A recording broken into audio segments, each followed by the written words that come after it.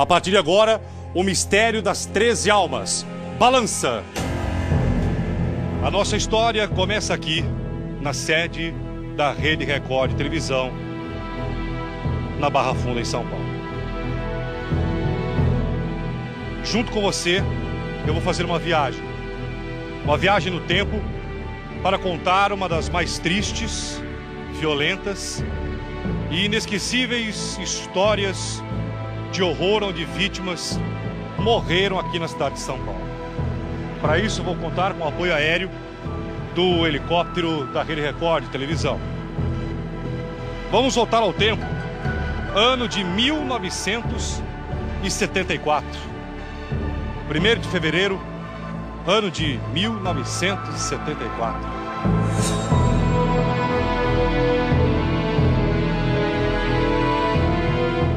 Centro da cidade de São Paulo.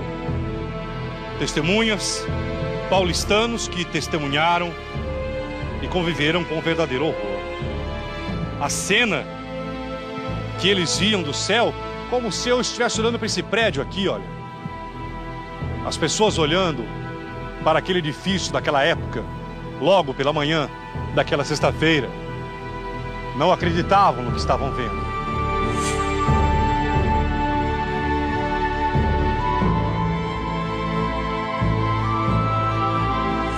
Pessoas se jogando no edifício. Pessoas no edifício tão alto quanto esse, pedindo por socorro. As chamas comendo e destruindo, principalmente do 13º andar para cima.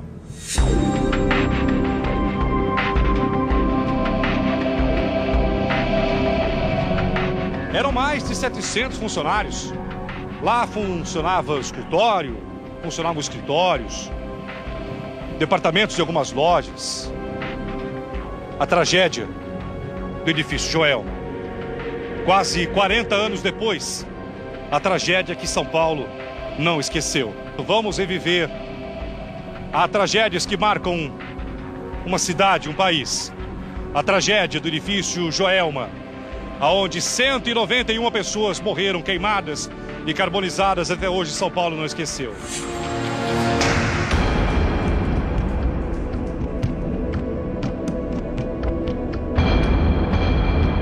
Vamos, aliás, entrevistar sobreviventes. E junto comigo você vai ver como está hoje o edifício Joelma. O relato impressionante de um homem que na época tinha 23 anos. O curto-circuito no ar-condicionado que estava funcionando. O fogo incontrolável. Qual a história que hoje termina no cemitério? Um cemitério aqui em São Paulo, aonde guarda um jazigo com 13 almas. As histórias de espíritos que estariam em volta desse túmulo. 13 pessoas que morreram no poço do elevador do edifício Joelma. Essas 13 pessoas sem identificação foram enterradas nesse cemitério que eu vou daqui a pouco, junto com o sobrevivente do Joelma. A história é que essas 13 pessoas eram funcionários de lá, não conseguiram sair em tempo e morreram queimadas. Que se ouve gritos e que saem até fumaça do túmulo. Verdade ou mentira? As cenas que até hoje São Paulo não esquece. A tragédia do edifício Joelma, contada agora e revivida no Balanço Geral.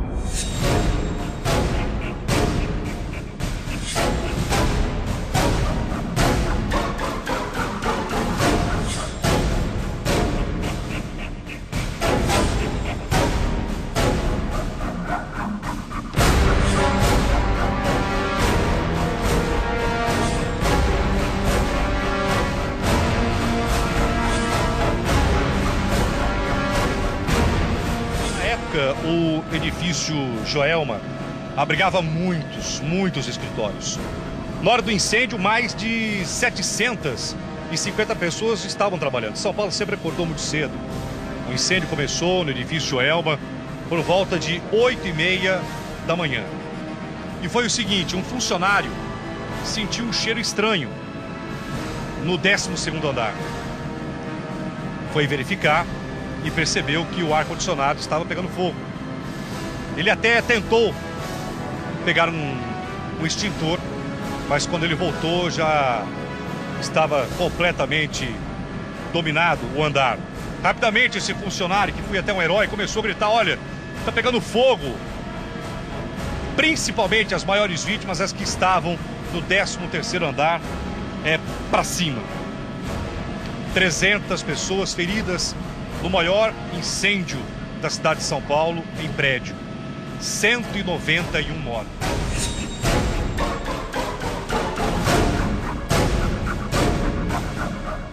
Entre esses 191 mortos, nós temos a história das 13 almas. 13 pessoas. Conta essa história. Daqui a pouco um sobrevivente vai estar comigo aqui no helicóptero. Ele vai junto comigo no edifício Joelma. Conta a história que essas 13 pessoas estavam no elevador. No desespero de se salvarem, elas ficaram presas no elevador, morreram queimadas e também asfixiadas. Essas vítimas nunca foram identificadas, nunca. Veja agora comigo as imagens desse incêndio que até hoje parece não sair da cabeça de todos nós. Manhã de sexta-feira, dia 1º de fevereiro de 1974. O edifício Joelma, na capital paulista, é envolvido pelas chamas, resultando num espetáculo dantesco de proporções inusitadas. Já estamos sobrevoando o centro da cidade de São Paulo. Vocês vão ver agora, exatamente. Esse edifício Joelma, meu Deus. Esse edifício há 40 anos atrás foi palco da maior tragédia de incêndio na cidade de São Paulo.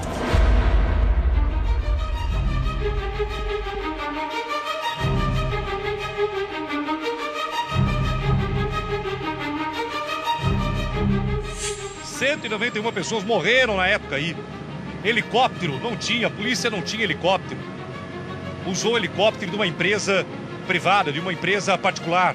Não tinha aeronaves como hoje, a Polícia Militar tem aeronave, a Polícia Civil, o Corpo de Bombeiros, a quantidade de aeronaves. Se fosse hoje, nunca teríamos a contagem desses mortos, mas naquela época, em cima dessa laje, a imagem que agora podemos comparar das pessoas pedindo por socorro.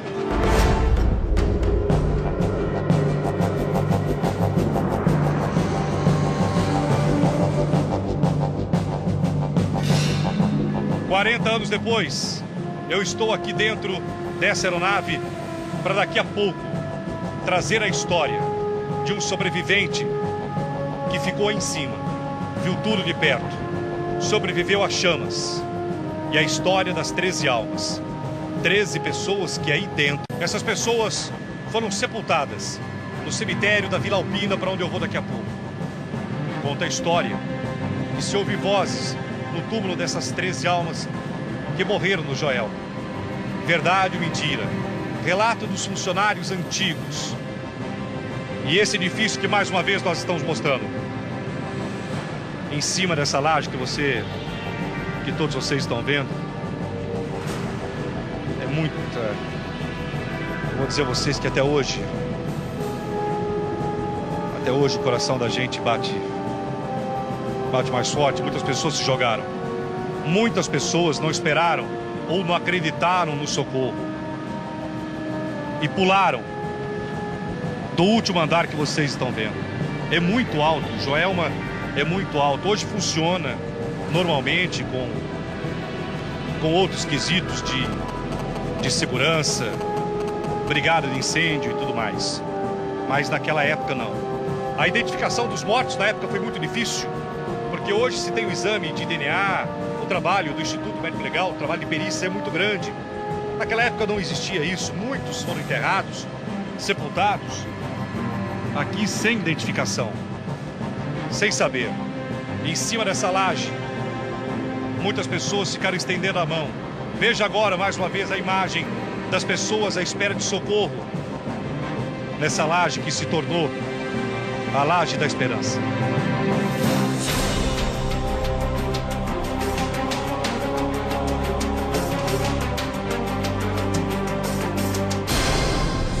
25 andares que ainda existem.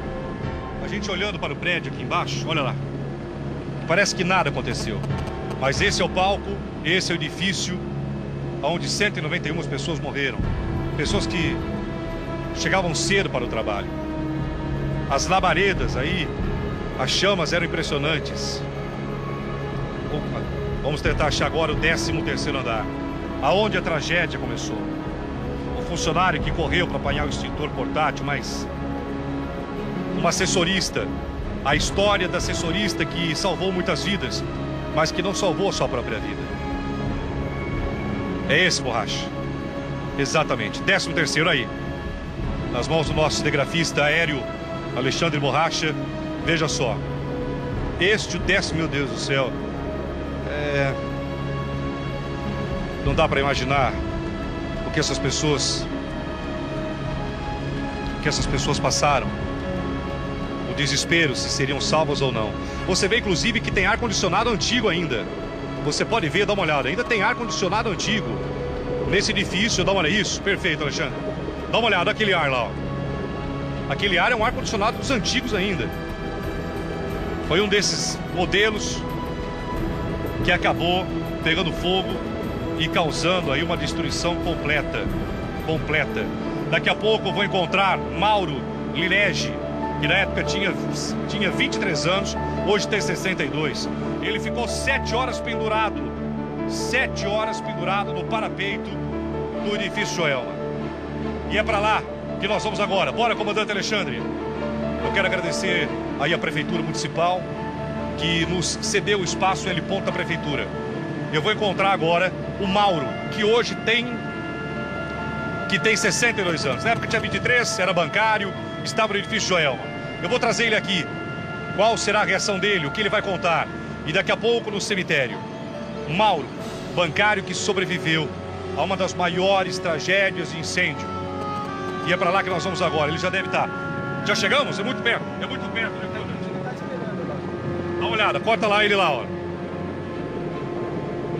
A gente já consegue ver um dos sobreviventes, olha ele lá. Um dos sobreviventes do edifício Joelma.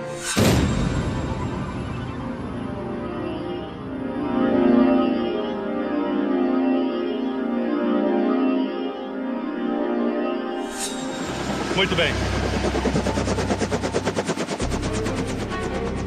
Já estamos aqui para dar continuidade nessa história. Principalmente sempre quando tragédias acontecem como essa do Sul, outras são relembradas e outras são levantadas. E para contar essa história, é ele que me acompanha. Prazer em revê-lo. Realmente. Nunca sai da cabeça, né? Não, só vai morrer comigo.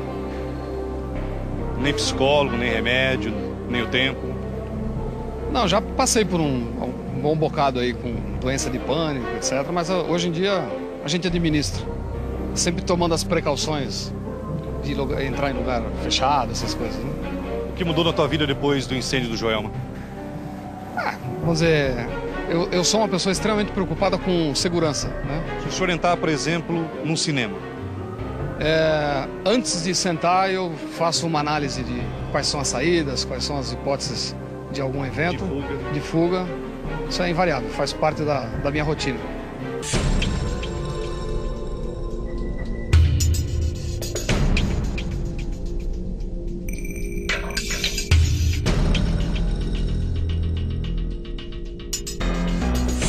Ele vai contar tudo que ele reviveu, quem que avisou o incêndio, como que ele fez para mais de 7 horas sobreviver, se a morte passou por ele, se ele pensou em pular como aquelas pessoas. É por isso que eu falei, eu quero alguém que tenha vivido, e nada melhor do que ele. O sobrevivente, então, eu não consigo, não dá para mensurar, imaginar o que eu, olhando para esse edifício, já que o senhor está, o que passa agora na sua mente? Você mencionou de pular, né? Eu estou aqui hoje podendo dar esse depoimento para você porque eu me salvei porque eu pensei em pular, né? E ao pensar em pular, Eu tava naquele... Se você contar do topo do edifício para baixo, eu tava na terceira janelinha. Espera um pouquinho só, vamos lá, deixa eu tentar. Do topo do edifício. Topo do edifício. Tá. 25º, 24º, terceiro, 22º, é onde eu estava. Tá. 2 anos antes, eu presenciei o incêndio do Andraus. E tive a oportunidade de conhecer um amigo, vizinho de onde eu morava, que me contou detalhes do incêndio do Andraus, que eu vi, né? 2 anos mais tarde, em 1974, Meu Deus. eu. Não é possível. Por que eu? Aí fizemos todas os procedimentos cabíveis na hora, quer dizer, a gente não conseguia descer, não conseguia subir. Pegamos a mangueira de incêndio, conectamos, abrimos o registro, surpresa, estava desligado. Então não tinha água, o sistema hidráulico do prédio estava... Não funcionava? Não, estava desconectado. Aí eu me vi encurralado no 22º andar, eu e mais 6 pessoas. Aí eu pensei comigo, o tempo todo na minha cabeça. O tempo todo na minha cabeça, eu não vou morrer queimado. Porque eu tinha histórias do Andraus. E com esse pensamento na cabeça, quando o fogo chegou... Mesmo com tudo aquilo, com as pessoas pulando, não dá para imaginar... Senhor Mauro, do incêndio num prédio, cara. Um prédio pegando fogo, as pessoas pulando. Você saber, não tinha condições de descer. Não.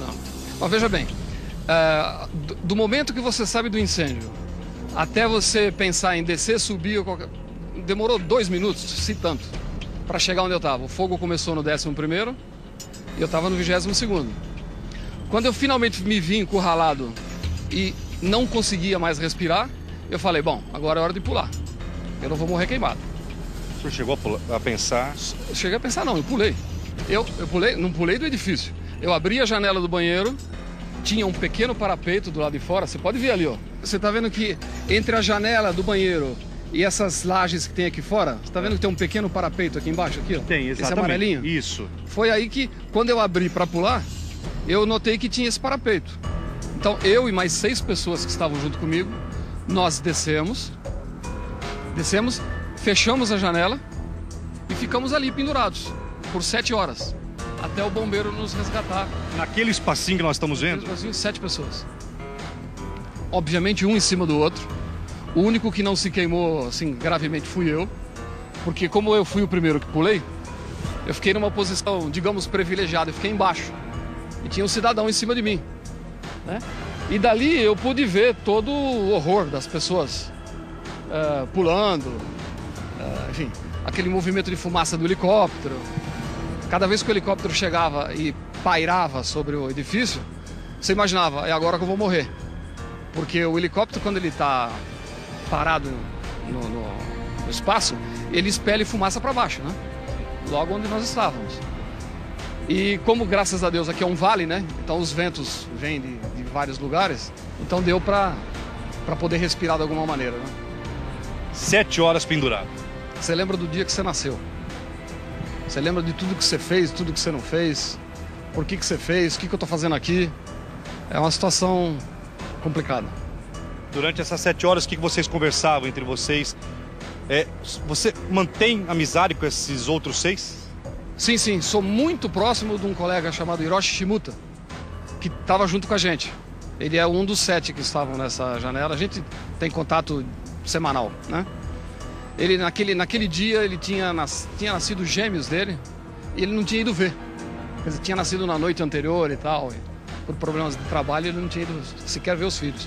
Nós passamos o tempo todo um confortando o outro, ou segurando o cidadão que estava em cima de mim e se queimava, né?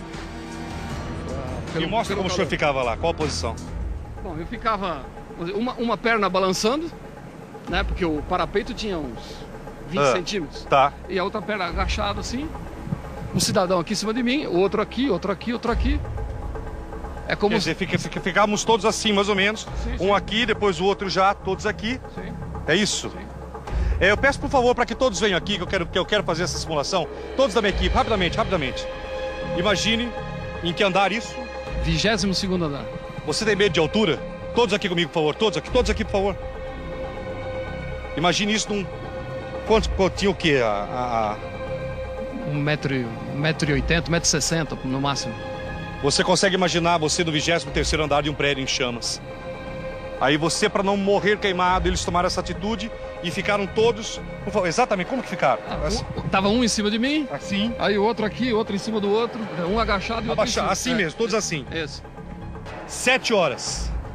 Exatamente 7 horas nessa posição. E corpos descendo, não? As pessoas que pulavam passavam por nós ali, né? Você não queira imaginar o rosto de uma pessoa que, quando está caindo. Passaram mais ou menos nessa distância de mim, né? Quando a pessoa cai, é horrível. Uma sensação pavorosa. Dá uma olhada quantos prédios tem aqui. As pessoas duvidam que qualquer um desses prédios pode pegar fogo a qualquer momento. Não tem brigada de incêndio, não tem lei, não tem fiscalização. Não, existe uma lei que o prédio é obrigado, prédio até residencial, é obrigado a ter brigada de incêndio, é obrigado a ter treinamento de incêndio. Você conhece alguém que fez isso? Alguma vez na sua vida? Inclusive, nós descobrimos o seguinte, que em São Paulo existe uma lei desde 2002. Desde 2002. Uma lei na Assembleia de 2002 que obriga boates, estabelecimentos fechados de produção artística a terem um seguro obrigatório contra incêndio e tudo mais. Não boicotaram a lei desde 2002. Cinemas todos, teatros, tudo seriam boates em São Paulo, teria que pagar esse seguro obrigatório caso aconteça alguma coisa. E se você morrer lá dentro asfixiado, mas eles não boicotaram essa lei. É o nosso jeitinho, né? Você conhecia uma das pessoas que pularam do edifício, que você está ao fundo aqui? Conhecia, claro. Conhecia. Na época, eu gerenciava um determinado setor do banco. Tinha, acho que 56 pessoas. Mas era no 21º andar, do lado da 9 de julho. Desse lado aqui. Todas as pessoas morreram. Só que eu estava numa reunião na sala do meu chefe, no 22º, do outro lado ali, do lado da Praça da Bandeira. Outra coincidência, outra sorte. Se eu tivesse lá junto com as outras pessoas, provavelmente teria tido o mesmo destino. Quantas pessoas você viu pular? Umas 8, mais ou menos. Entre elas, a secretária nossa. A moça que trabalhava... Porque quando houve o incêndio, a primeira reação que você tem é pegar um extintor e fazer alguma coisa. A segunda reação sua é, vou descer. E quando isso não é possível, a única saída que você tem é subir. Essa secretária, ela subiu. O meu gerente, o meu diretor na época também subiu. Como eu demorei lá alguns segundos, 30, 40 segundos, eu não consegui nem descer nem subir. Eu acabei ficando onde eu estava, né? Por sorte. Se a gente sobrevoar, o senhor consegue apontar o andar e tudo e reviver tudo aquilo? Consigo. O que você quer com essa matéria, Geraldo? Eu quero perguntar uma coisa. Dá uma olhada quantos prédios nós temos em São Paulo. Todos têm brigada de incêndio? A questão elétrica dos edifícios, todos sofrem uma vistoria do Corpo de Bombeiros, de tudo mais, e prefeitura. Quer dizer, existe uma questão de segurança nos milhares de prédios que existem aqui na cidade de São Paulo. Você que mora em prédio se sente seguro? Porque um incêndio pode acontecer numa boate, num cinema, num shopping, em qualquer lugar. O sobrevivente do Joelma agora vai comigo sobrevoar quase 40 anos. Parece que foi ontem, né? Parece que foi ontem. Você era novo, 23 anos? 21. 21? 21, é. Novo demais. Novo demais. Vamos ver agora. Mas depois de sobrevoar o Joelma, história das 13 almas? Já. Fique muito à vontade, mesmo. O senhor acredita ou não? Às vezes sim, às vezes não. Ou às vezes sim, por quê? É porque você fica meio cético. Será É verdade que pessoas morreram também? Eu tenho essa história na mão e falei, mortos no elevador. Claro. Mas sabe por que eu estou perguntando? Porque tem pessoas... Desculpa, Mauro. Quando a gente leva isso para televisão, tem pessoas que na ignorância ainda acham que isso pode ser contos ou lendas do passado, de uma tragédia. E isso foi real. Que uns tentavam sair pela escada. Sim. A escada, veja bem, como não tinha portas corta-fogo e como a escada era bem no centro do edifício, a escada virou uma chaminé, né? Então as pessoas que estavam na escada, elas iam inalando fumaça, desmaiando e uma pisoteando a outra e muitas pessoas morreram no na escada. E no elevador também? E no elevador também, com certeza. E essas 13 almas, 13 corpos foram levados até o cemitério. E lá conta-se tudo. Que houve esse barulho nos lados do jazigo e outras coisas mais. Sobrevoar agora o edifício. O Joelma tá lá. Tá lá. Só que agora eu vou levar o sobrevivente para ver de cima. Para que tudo isso não se repita.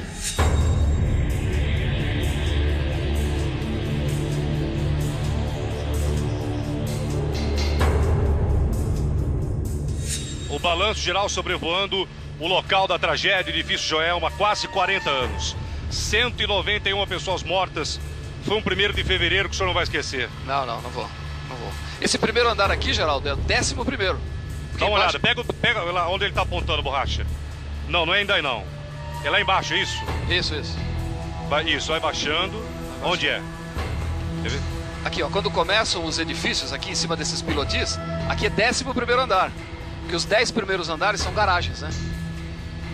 Então foi aqui que o ar-condicionado com fio inapropriado pegou fogo. Foi um fogo elétrico, né? Daqui que se espalhou por edifício inteiro. Como que se espalhou tão rápido daquele jeito? Pegou na parte elétrica. Na época, todos os móveis não eram à prova de fogo. As cortinas eram de jutas, altamente inflamáveis. E quando o fogo estoura os vidros, o oxigênio que é expelido para fora leva o fogo para o andar de cima e assim sucessivamente. Olha aqui para mim, meu câmera. Eu vou mais uma vez falar. Eu vou mostrar de novo. Estamos aqui suspensos no ar. Suspenso, essa força do jornalismo Record. Dá uma olhada, o espaço é inacreditável, cara. Olha a janelinha onde ele, que está aqui comigo, e mais 6 ficaram. Durante 7, o edifício ardendo em chamas. As imagens do edifício em chamas.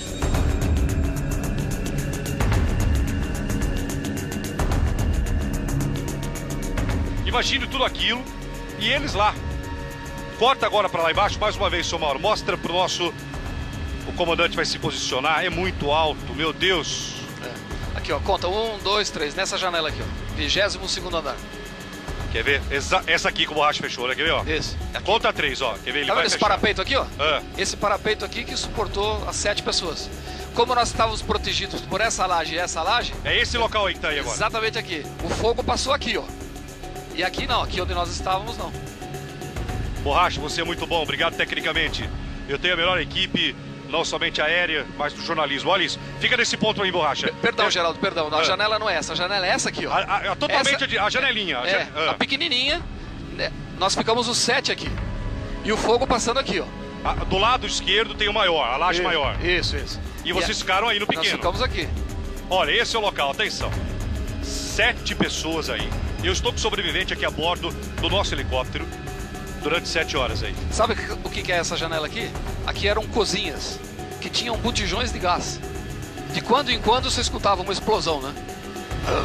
Eram os botijões de gás explodindo. Mauro, qual que foi o pior momento olhando aí? O que você está sentindo agora aqui em cima, Mauro? Além do medo do helicóptero? Além do medo que você não precisa ter, mas tudo bem. Vem à mente da gente toda a tragédia, todas as pessoas que faleceram. É triste. É uma lembrança que, honestamente, a gente não gostaria de ter. Eu não consigo imaginar. Olha a janela, gente. Olha o espaço. O Borracha vai fechar mais uma vez. Essa daí, né? Isso. Aqui. Essa aqui. Olha aí. Imagine 7 pessoas. Mas olha como que Deus é misericordioso. Quem teve a ideia? Foi você? Eu fui o primeiro que pulou. Quer dizer, se ser o primeiro é ter ideia, fui eu. Né? Porque como eu presenciei o incêndio do Andraus 2 anos antes, eu tinha isso na mente. Não quero morrer queimado. Quando chegou o momento crucial lá dentro do banheiro, em que eu não conseguia mais respirar, que eu sentia o cérebro formigando, eu falei, é hora de pular. Ao abrir essa janela, notei o parapeito. Aí pulamos todos, fechamos a janela e conseguimos sobreviver. O senhor nunca ficou tão próximo assim do teu local que te fez sobreviver. Olhando de perto e estando aqui em cima, Mauro.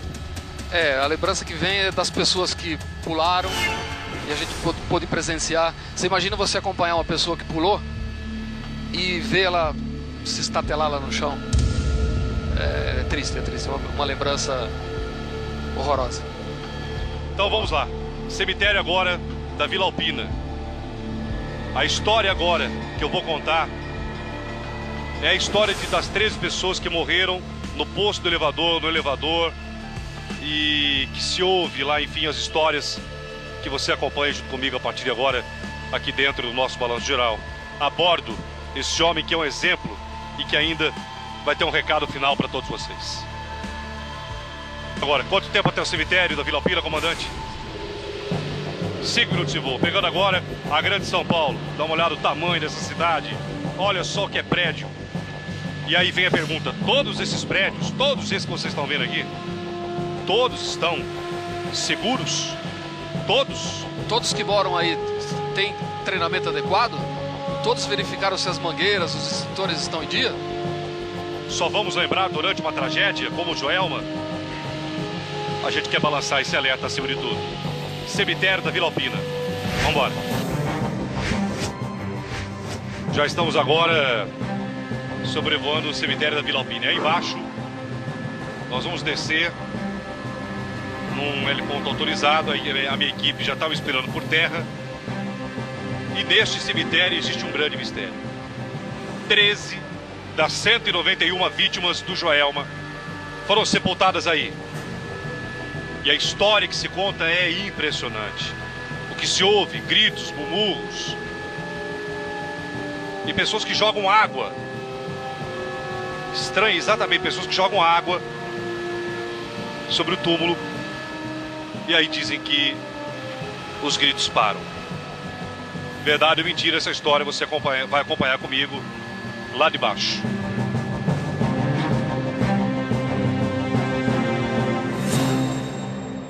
Que vocês vão ver uma coisa assim inacreditável. Inacreditável. Como que a fé das pessoas move-se diante das tragédias. Dos 191 mortos do edifício Joelma,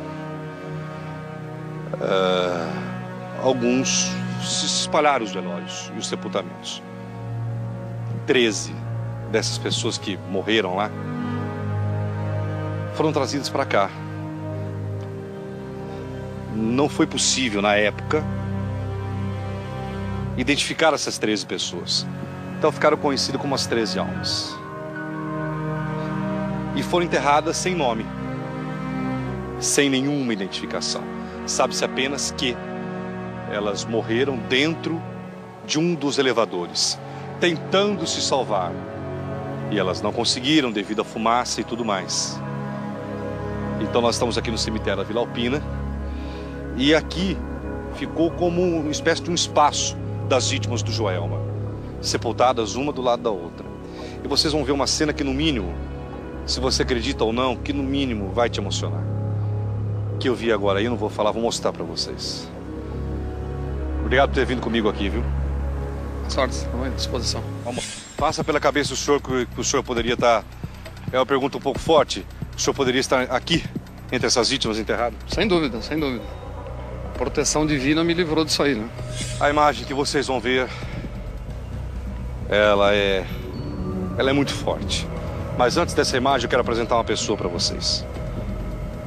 Esse homem é como se fosse um pesquisador do assunto do Joelma e de outros assuntos, né, que inspiram a curiosidade diante de tudo isso.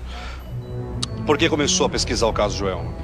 Porque eu tenho um site que eu reúno artigos diversos de mistérios sobrenaturais, que me interessa por isso há muito tempo, e o Joelma foi um assunto que me chamou a atenção assim, desde o início pelo impacto que teve, né, pela grande tragédia, e devido aos vários fatos estranhos que aconteceram tanto no edifício, né, Joelma após o incêndio. Acreditaram ou não? Sim. Por quê? Tem várias testemunhas que comprovaram isso, várias pessoas que presenciaram vários fatos, né, desse tipo, né. Antônio, por favor, Chico, qual um desses casos que você, quando começou a fazer o levantamento investigativo no Joelma, você ouviu? Um dos fatos mais estranhos, assim, mais assustadores que ocorreram, né, que eu fiquei sabendo, que conversei com a pessoa, foi a história de um entregador que foi fazer uma entrega no edifício Joelma à noite, né, hoje edifício Praça das Bandeiras já, né? Sim. E ele estacionou no subsolo E ele ficou aguardando no carro e o ajudante subiu para fazer a entrega da encomenda. Enquanto isso, ele ficou aguardando no veículo, ele viu que no fundo da garagem do prédio, na parte escura, surgiu uma mulher vestida toda de branco e estava se deslocando pelo estacionamento. E ele, observando assim mais atentamente, ele viu que a mulher não estava andando, ela estava flutuando no ar. E ela atravessou a garagem e desapareceu numa outra parede do subsolo, assim, misteriosamente.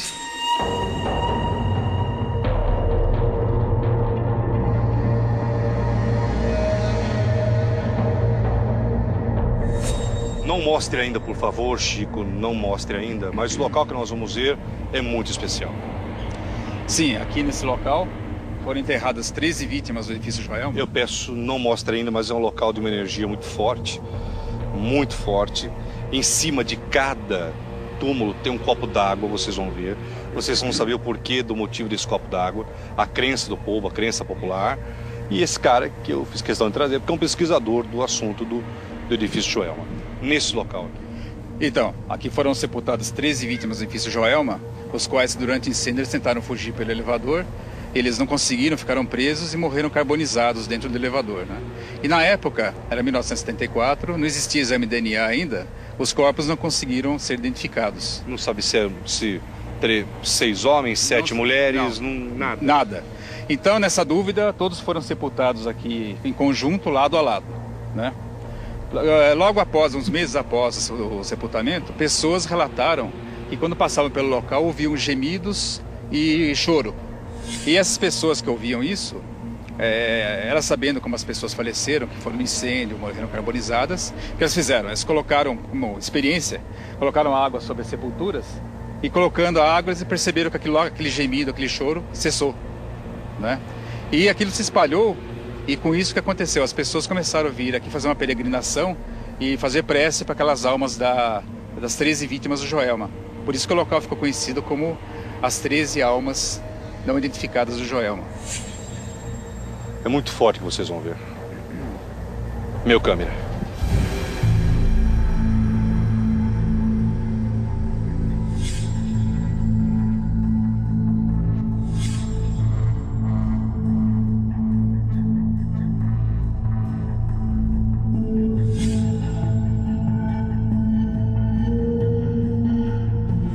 Vocês estão observando que em cada túmulo existe um copo d'água. Todos os dias, pessoas que acreditam nos milagres, nos pedidos, vêm até aqui. Essas são as vítimas, as 13 do Joelma. Pessoas que há quase 40 anos atrás perderam suas vidas.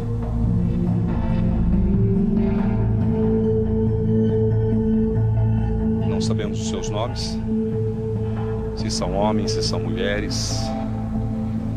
Sabemos que eram vidas, pessoas que estavam no edifício naquela sexta-feira, 1º de fevereiro do ano de 1974. É uma emoção muito forte eu estar aqui, vocês me conhecem. Existe uma energia até positiva nesse local. É uma energia inegável, não vou deixar... Como que eu poderia deixar de dizer isso? E se não estivesse sentindo nada, eu também falaria. Mas é uma energia, assim, que você sente aqui. Dá uma olhada em cima, numa imagem mais aberta agora. Olha só. Em cima de cada pequeno jazigo, porque vítimas carbonizadas ficam pequenas. Quando um corpo sofre uma carbonização, se a pessoa tiver 1,80 m, se ela for carbonizada, ela diminui o tamanho. São 13 túmulos sequenciais, um do lado do outro. Isso, e aqui as pessoas fazem os seus pedidos, né, de oração, pedidos de cura, pedidos diversos, né? E quando elas são atendidas, elas trazem placas, agradecimento e tudo mais, né? Agora, nesse local aqui, Antônio, se ouviu já de tudo. Eu repito o seguinte, eu não quero provar, eu não estou aqui para provar absolutamente nada. Mas eu sou o único apresentador do país, da televisão brasileira, que apresento esses casos de fenômenos, alguns paranormais, outros espirituais, que o povo fala, alguns acreditam, outros comprovados, outros não. Mas é história, e é a história de São Paulo isso aqui. De pessoas que ouvem, sim, aqui gemidos, outros não acreditam. Tem gente do cemitério que eu vou entrevistar aqui, que nunca ouviu nada. Geraldo trabalha há anos aqui, nós nunca ouvimos nada. Outras pessoas, talvez até você que esteja me assistindo, já pode ter vindo aqui e ter ouvido alguma coisa. Mas o relato é esse, que se ouviram vozes... Vozes, gemidos, né? Choro, lamentações, né? E interessante observar que não são todas as pessoas que conseguem ouvir isso, porque depende também da sensibilidade de cada pessoa. Acreditar ou não, e aí vai uma série de é coisas. Isso, né? a crença de cada um, né? A gente observa o seguinte, né? Que tem até em cada túmulo tem a maquete do edifício. Você vê que tem a maquete do edifício. Isso, então, para lembrar o acontecido na época, né? Foi um fato muito triste, né? Para ficar como, assim, um memorial, né? Vamos dizer assim. Exatamente, é um memorial, às vítimas do edifício Joelma.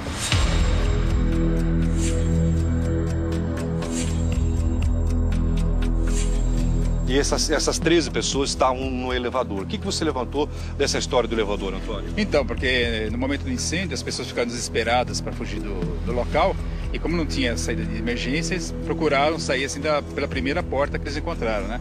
E a maneira mais rápida que eles lembraram na época de fugir, essas pessoas, foi o elevador. Porque, por exemplo, o elevador é um meio de transporte mais rápido, então eles entraram todos no elevador e tentaram descer, só que quando o incêndio danificou a parte elétrica, o elevador parou, eles ficaram presos, o fogo subiu e eles morreram carbonizados dentro do elevador. Foram encontrados dentro do elevador, todos carbonizados, misturados ali.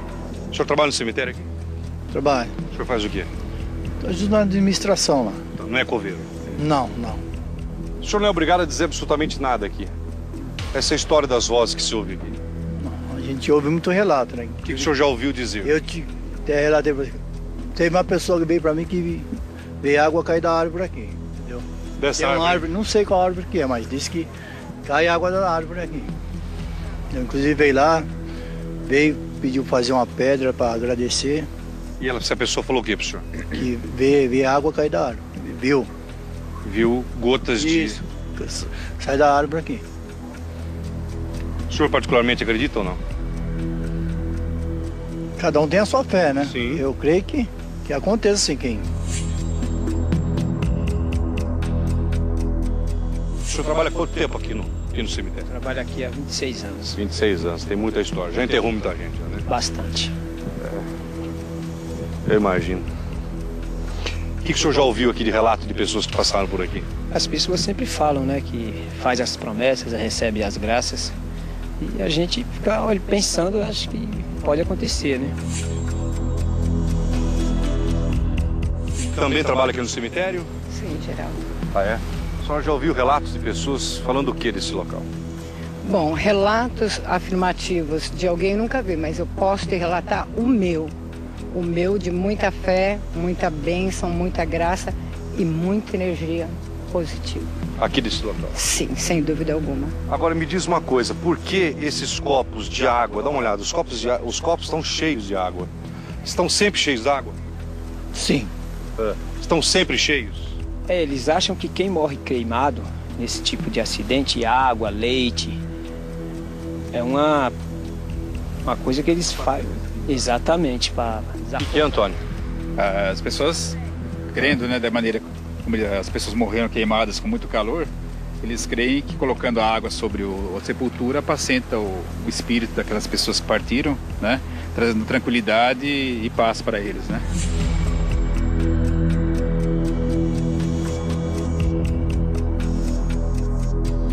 Não se sabe o nome de ninguém, né? Não se sabe, não sabe sexo. Mas e família não reclamou? É que tiveram várias pessoas que desapareceram, né? Então não chegou assim a ter uma identificação precisa de quem seriam essas pessoas, né? Então, na dúvida, todos foram sepultados aqui em conjunto de forma anônima, né? Não se sabe realmente. É que na época tudo era diferente. né? Tudo era mais simples, não existia exame de DNA, não existia sistema de identificação era mais precário, né? E aqui, vozes e mais o quê? Vozes, né? Choro, gemidos, mas não são todas as pessoas que ouvem isso, né? São pessoas que são mais... Mas você conversou, você encontrou alguma pessoa que tenha ouvido? Eu conversei com uma pessoa que ela presenciou isso, né? Ela falou que ouviu já, né? E não no início, né? Foi uma época muito antiga, né? Mas uns 6, 7 anos atrás. E essa pessoa falou que ouviu aqui gemidos não, mas ouviu um certo choro. Até quando a história do Joelma vai durar? Eu acho para sempre, viu? Eu acho que sempre foi uma tragédia que marcou São Paulo, marcou o Brasil inteiro, né? Você acredita nessas histórias? Eu acredito que lá no edifício deva ter muita coisa. Ah, tem, com certeza, porque a história do edifício também, ela já vem de longa data, né? Porque aquele local ali do edifício Joelma foi uma época do século XVIII, XIX, onde existia um pelourinho, ali existia escravos que trabalhavam na região, e ali os escravos eram açoitados e eles morriam, né, de forma violenta na época ali. Já em 1948, houve o crime do Poço, no mesmo local do edifício Joelma, né, onde o professor Paulo Ferreira ele assassinou a mãe e as duas irmãs no mesmo local. Tem fotos da época, né? Tem fotos. Crime do Poço, veja só, foi um crime familiar que comoveu São Paulo, de um filho que matou a família inteira lá naquele local onde era e jogou os corpos lá. Isso. Veja as imagens.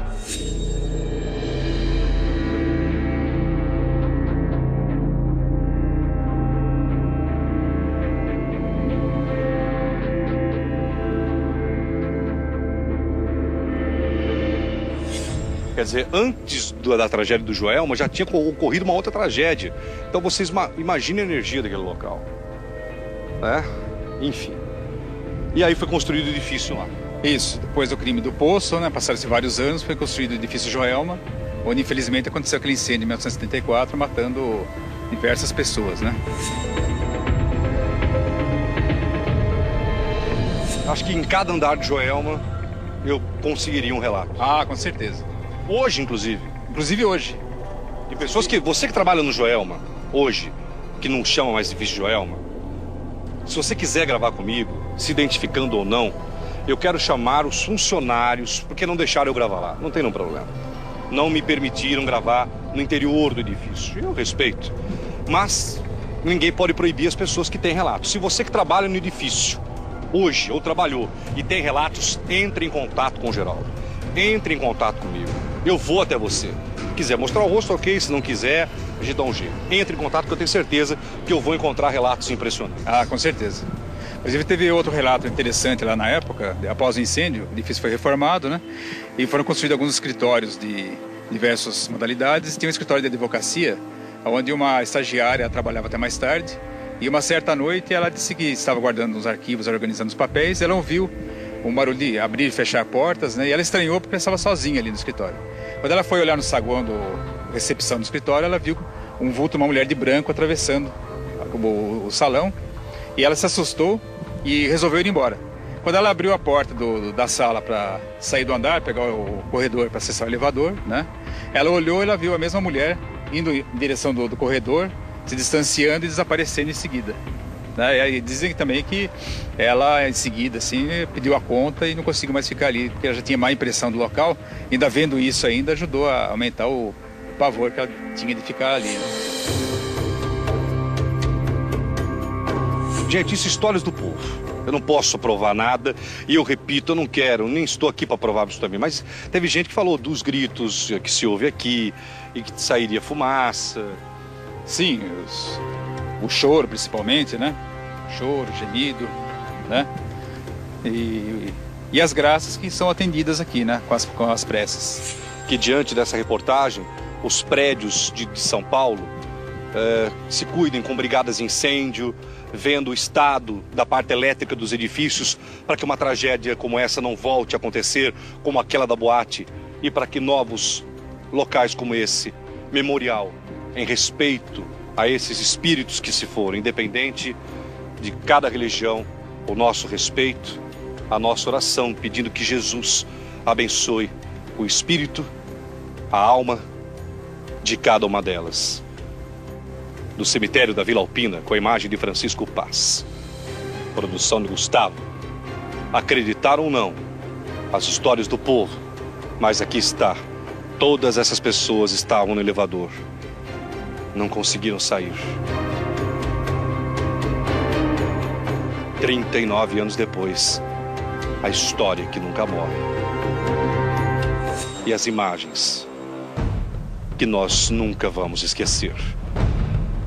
E que, em nome de Deus, que elas não se repitam. Geraldo Luiz. para o Balanço Geral.